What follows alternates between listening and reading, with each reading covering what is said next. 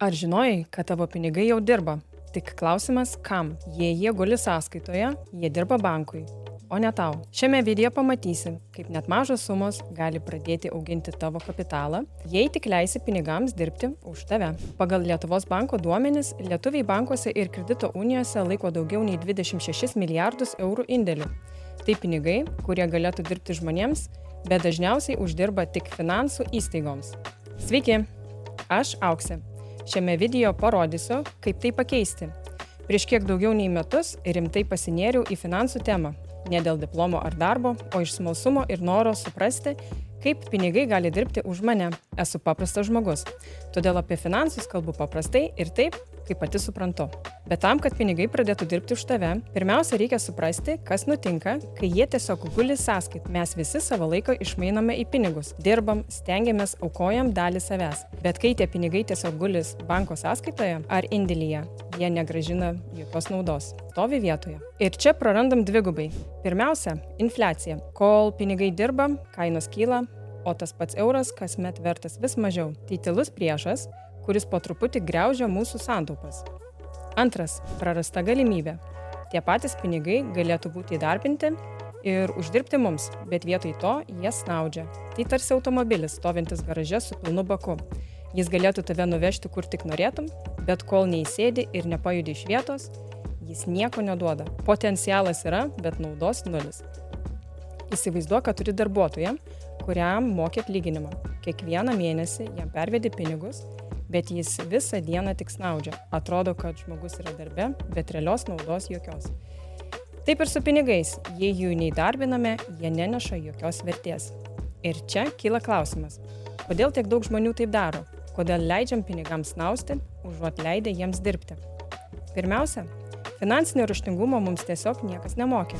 Mokykloje išmokstam istorinės datas, chemijos formulės, bet ne to, kas kiekvienam svarbiausia kasdien.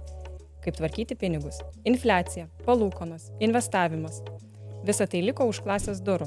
Todėl užaugę darome tai, ką atrodo žinome geriausiai. Tiesiog kaupiame sąskaitoje. Bet kas iš to išeina? Mes mokomės uždirbti pinigus visą gyvenimą ir niekarto neišmokstame, kaip priversti juos uždirbti mums.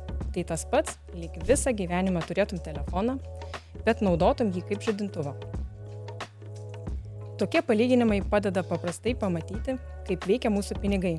Jei nori daugiau tokių paprastų pavyzdžių ir idėjų, kaip pinigus paversti savo darbuotojais, kviečiu prenumeruoti ir paspausti like mygtuką. Taip nepraleisi turinio, kuris gali padėti tavo finansams augti greičiau. Ir štai kur prasideda problema. Daugelis žmonių pirmą kartą apie investavimą išgirsta tik gavę pasiūlymą iš banko arba atsitiktinai perskaitę internete. Tada atrodo, kad tai labai sudėtinga ir tik profesionalams. Bet iš tiesų dauguma pagrindinių principų yra paprasti, tik mums jų niekas anksčiau nepaaiškino. Antroji priežastis – baimė rizikuoti.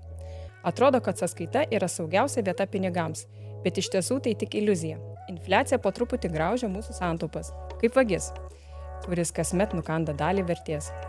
Skaičius sąskaitoje nesikeičia, bet už tos pačius 100 eurų po metų nusipirksi mažiau, o po 5 dar mažiau.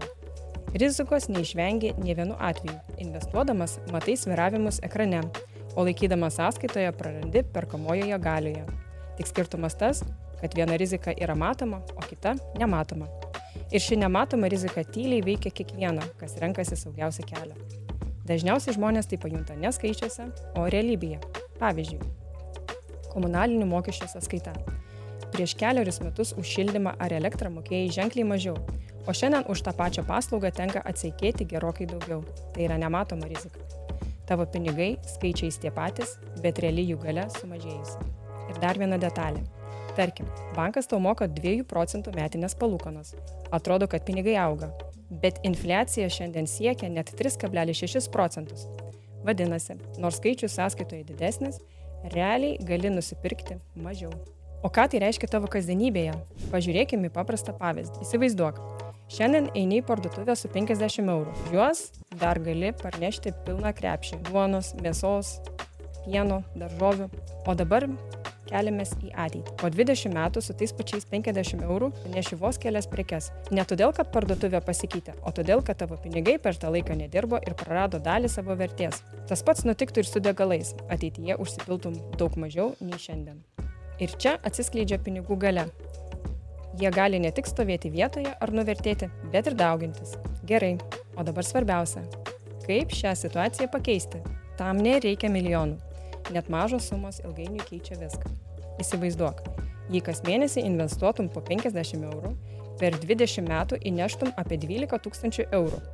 Bet vietoj šios sumos turėtum beveik dvigubai daugiau, apie 26 000 eurų, jei vidutinė grąža siektų 7%.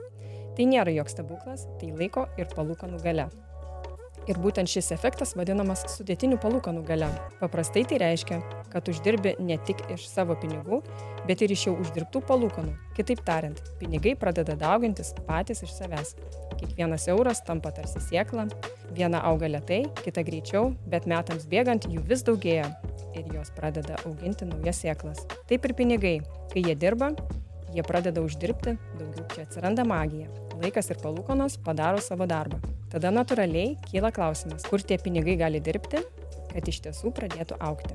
Yra įvairių kelių. Svarbiausia pradėti nuo saugių ir patikimų kanalų, pavyzdžiui, licencijuoto brokerio ar banko. O per juos jau gali įsigyti įvairių priemonių, nuo pensijų fondų iki ETF ar obligacijų. Nes tik tavo pinigai turi galimybę augti, o nesnausti. Didžiausia klaida ne ta, kad pradedi nuo mažos sumos. Didžiausia klaida – nepradėti išvis. Pinigai dirba visada, tik klausimas, kieno pusėje jie šiandien. Jei nori suprasti, kaip juos pasukti į savo naudą, pasimatysime kitame video. Iki.